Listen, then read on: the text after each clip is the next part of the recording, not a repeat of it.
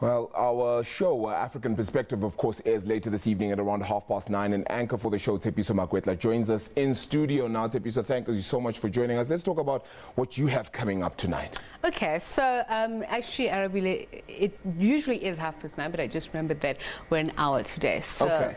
And is that because of the cricket? Because of the cricket. Okay. So we thank the cricket because it gives us time to unpack a lot of the issues. So our main discussion today is about corruption and its impact on development in Africa. So we'll be looking at various aspects of it. What are the indicators? What is the perspective of corruption on the continent? What are the various tools that are available? And if they're being implemented, you know that the AU has named 2018 as a year to winning the war against corruption. So we'll also be looking at it from the perspective of African Renaissance. So when we talk about African Renaissance, everyone thinks Thabo Mbeki days.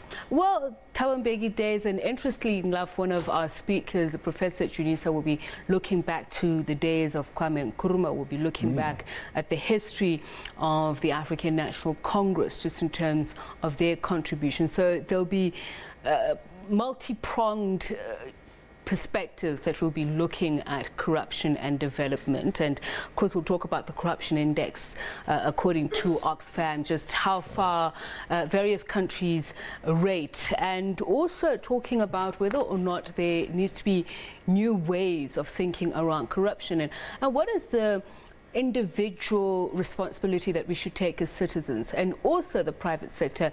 Very little is often said about the private sector's role in corruption. In fact, some say it's about the abuse of the public purse for private use. But we'll also be looking at the global citizen agenda, because there have been a lot of side events around it. You would know that there was the concert on Sunday. I don't know if you attended, but I did late on.